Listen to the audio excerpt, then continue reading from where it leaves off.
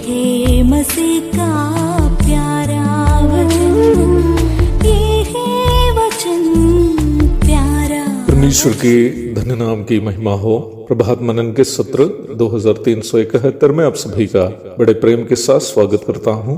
आइए आज के मनन के लिए हम पढ़ते हैं पतरस की पहली पत्री 2 अध्याय उसकी 18वीं पद। हे सेवकों, हर प्रकार के भय के साथ अपने स्वामियों के अधीन रहो, न केवल उनके जो भले और नम्र हो, पर उनके भी जो कुटिल हो। एक मसीह भाई जो केरल में एक बड़ी सब्जी की दुकान चलाता था, एक बार जब वो कटिहार में मुझे मिलने आया तो एक ऐसी घटना जो उनके साथ घटी थी मेरे साथ साझा किया। केरल के एक बड़ी शहर में उनकी दुकान थी जहां रोजाना हजारों रुपए की खरीद बिक्री होती थी। तब उनकी कलीसिया के एक वरिष्ठ सदस्य के निर्देश के अनुसार उन्होंने एक अन्य मसीह भाई को, जिनका कोई काम धाम उस समय नहीं था, अपनी दुकान में सहायक के रूप में काम दिया। दुकानदार भाई साहब की उम्मीद ये थी कि सहायक मसीह भाई होने के कारण अपने को अधिक फायदे होंगे, साथ ही साथ निम्न गरीब भाई को दुकान से दिया जाने वाला वेतन,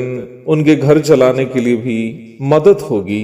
ये सब दुकानदार भाई की उम्मीदें थी। पर कुछ ही दिनों में दुकानदार भाई को ये पता चला कि उन्होंने वास्तव में घेरे में बैठा हुआ सांप को ही उठाकर जेब में रख रहा था। ये जो सहायक भाई अक्सर विलंब से ही दुकान पहुंचता था, कभी कभी आता भी नहीं था। मसीह भाई समझकर बेचारा दुकानदार भाई छुट्टी के दिनों के भी वेतन काटते नहीं थे। उसकी भी फायदा उठाकर सहायक भाई के छुट्टी के दिन बढ़ने लगे। अंत में सहायक भाई से तंग आकर एक दिन दुकानदार भाई ने गुस्से में आकर काफी डांट फटकार लगाया। तुरंत सहायक भाई ने दुकानदार भाई से कहने लगा कि आपको शर्म नहीं लगता कि आप ये कहते हो कि आप मसीही हैं? आप एक मसीही होकर अपने मसीह भाई के साथ इस प्रकार दुर्वर्ताव कैसे कर सकते हैं? आपको धनी होने का घमंड है।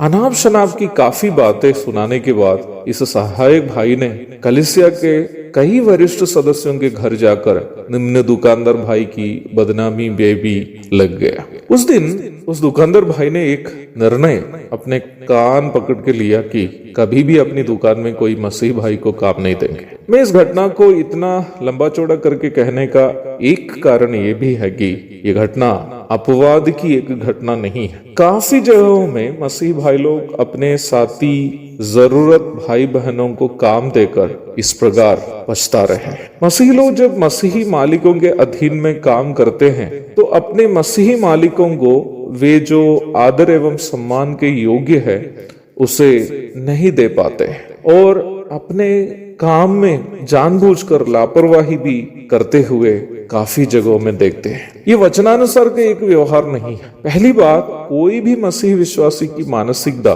दूसरों से अपने लिए फायदा लेना नहीं होना चाहिए, बल्कि अपने जीवन से दूसरों को फायदा पहुंचाना होनी चाहिए। निम्न मानसिकता मसीही स्वामियों के अधीन रहकर काम करने वाले विश्वासियों को भी होनी चाहिए। विशेषकर हमें यह ध्यान देना है कि यदि हम मसीही मालिकों के लिए काम करने वाले हो तो हमें उनके लिए यह सोचकर कि हमारी मेहनत की फायदा एक मसीही भाई को मिल रही है, अधिक मेहनत करनी चाहिए। एक और शुभ दिन की धन्य कामनाओं के साथ आज का मनन में समाप्त करता हूँ। प्रभु आप सबको आशीष दे।